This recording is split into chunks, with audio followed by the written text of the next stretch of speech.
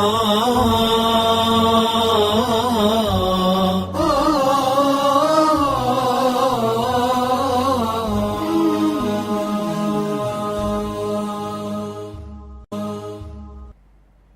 الله الرحمن الرحيم الحمد لله رب العالمين وصلى اللهم على محمد وعلى آله وصحبه وسلم أجمعين أما بعد إخوة الإسلام والإيمان في كل مكان السلام عليكم ورحمة الله وبركاته الحمد لله الذي بفضله وكرمه تتوالى النعمات الحمد لله سؤال لقرتني اتيانو رجل أراد أن يجامع زوجته في نهار رمضان نما قرتني قويا رمضان نفسية في شيطان قرتني انجفته دبرتي إساء وكي قرتني هذا منا إساء تدبلمو برباده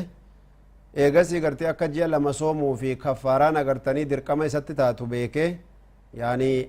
ولي قال لي جرة قويا تكتي رمضان نمني قرتني haadha manaa isaatii waliin rafe guyyaa ramadaanaa jenne halkanii miti halkan dhowwaan qabu guyyaa ramadaanaa namni ramadaana keessa gartee haadha manaa isaatii waliin rafe balleessa guyyaa takkittii tanaatiin ramadaana balleesse haadha manaa isaatitti gartee faxareef jiini lama guutuun irraa barbaadama bultii 60 jechuu ulamaan tafsiira ayata sanii gartee shahrayni mutataabi'ayni yoo jedhan guyyaa takkitti yoo keessaa gartanii hambise ajennu fakkeenya guyyaa 59 soomet aboo dadhabe takkittu manna hafte afuura fudhadhaa jee hambise jechuu guyyaa tokko keessaa hambise ammallee ji'a lama haarayatti ji'a lama jalqabuu qabaa jechuu lianna adda baafachuun dhowwaadha isatu qixaaxaafuu gartee barbaadamee jechuudha gartee kana beekaaf agartee waan jee aboo amma gartee badala gartanii haadha manaatii waliin rafee argitanii faxaru dura ufumarraa bishaan dhugee faxareetuma sooman akkanuma balleesseetin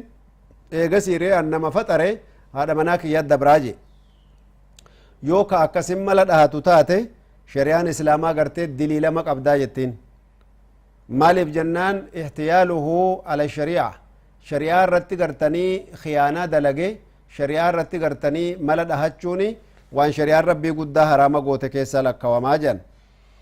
يقول ابن تيمية رحمه الله شيخ الإسلام الأول هذا الرجل عاصي مرتين يرو لما قرتي دلي دلقي جان فكانت الكفارة عليه أوكد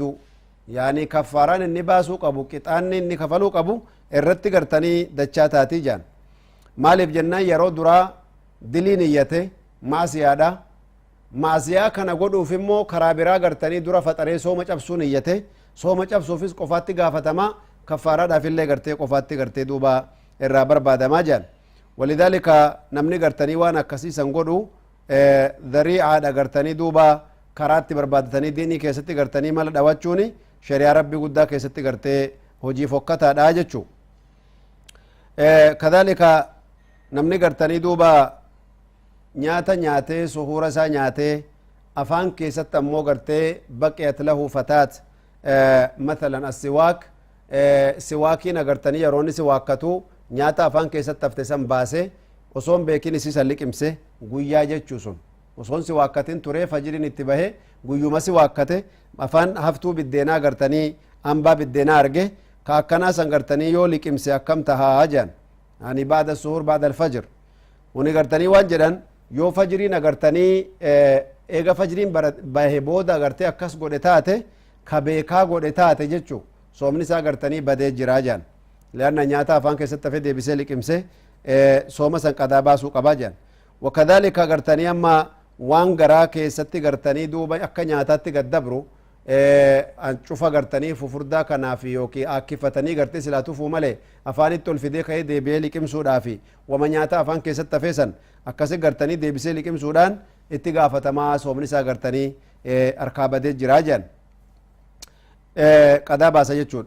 اما اللي غرتني اكسما حكمي غرتي نمس واكتو كا غرتني دوا غرتني سواكتا معجونة أرغتني اتفايدتي غرتني دوا سلقمسو أكمي جان كوني غرتني دوبا وان غراتي قد دبرو في جتشا صوماني فترسيسا جان رسول الله صلى الله عليه وسلم قال لأصحابه صحابتك غرتني لقيت ابن الصبراء جل مسني وان جان بالغ في الاستنشاق إلا أن تكون صائما مباشرة قرتني دوبا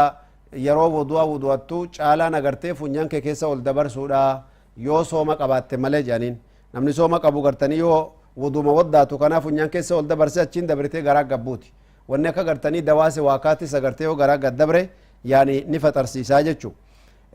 ulamaan garii waan jedhan hal shammul bukuuri waddukhaani yaani gartee muftir shittoo gartanii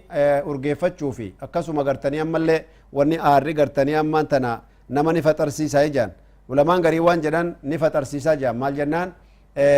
bukuurallee gartee niyyatee faxaree akkasuma gartanii niyyatee fuunfatee ka gartanii ammallee gartee hafuura sigaaraatii fi hafuura aara gartee waan nama faxarsiisu yoo fudhate ni faxaraa jaan warri gariin ammoo mujarrada gartanii shittoo inni magaalaa keessa deemu ka funyaanitti isa buute argitanii duuba waan isa faxarsiistuun qabduu jaani khilaafa xiqqaa keessa jira jechuudha sun su'aalli gartanii duuba itti aanu akkasuma kana fakkaata dubartoonni nyaata qopheessitu hoo ka nyaata kana gartanii duuba foolee midhaanii kana gartanii irra deemtee ka midhaanii ka ittoo waxii godhan kana hunda gartanii duuba yoo niyyaadhaan agartanii beekaa nama nyaata fedhinsaatiin agartanii yoo fuunfattee gartee of quubsite kanaan agartanii duuba ni faxartii jedhan ulamaan gariin wa inna hada سيؤدي إلى الفطر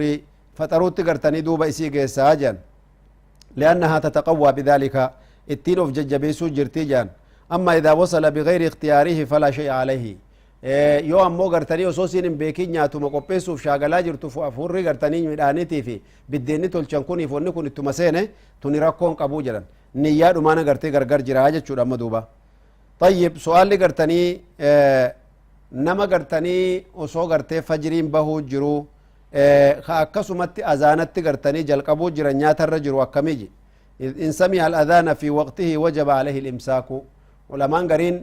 yoo gartee azaana dhagahe nyaata gartanii ka harka keessa jirtu malee ka gartanii lafa jiru deebi'ee fudhachuun dhowwaadha bishaan illee ka harka keessa jirtu malee ka gartanii duuba lafa jiru gartanii azaane barjaanii bisaan fudhatanii caanii fudhachuun dhowwaadha azaanamnaan stop everything waan cufa gartee ofirraa yaani dhowwuun dirqama ta'a ifirraa dhaabuu qabanii jechuudha duuba kanaan agartanii shari'aan islaamaa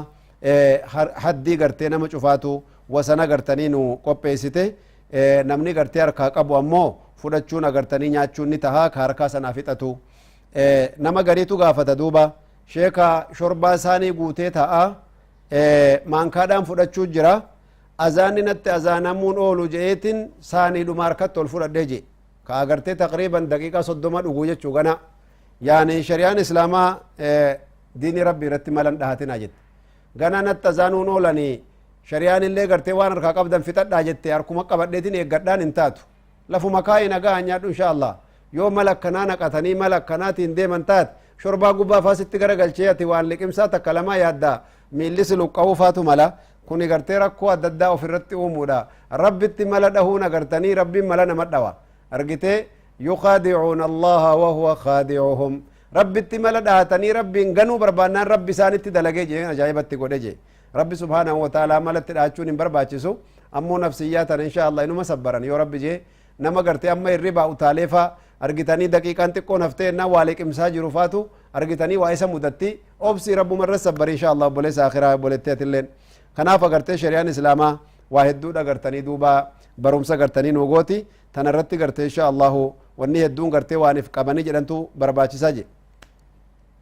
su'aalli itti aanu haadha kiyyan argee je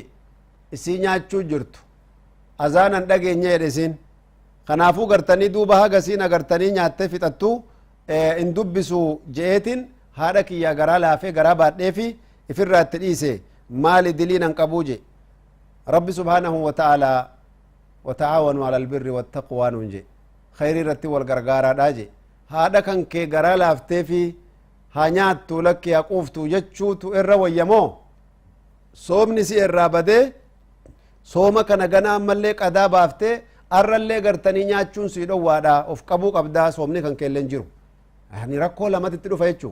كناف كان رايغو غاري يو كان اللي دلي اخراتي دلي اخر اللي جالچو فين برباچسا متيچو كانانو بوليان sooma garta azaanaa jiranii eeggadhu jedhaniif irraa ittimuun barbaachisaadha nama irraanfatee nyaatus akkasum nama irraanfatee nyaachuu jiru hadiisni gartanii waan jedhe akka isaatitti yoo taate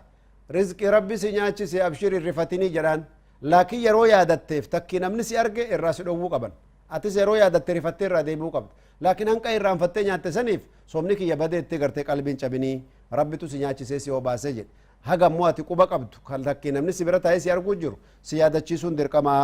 نعم جيد أكسو محمد اللي قرتي علماء وان قافتني تقويماتا يوكان كالاندرا أرجتني دوبا فردتني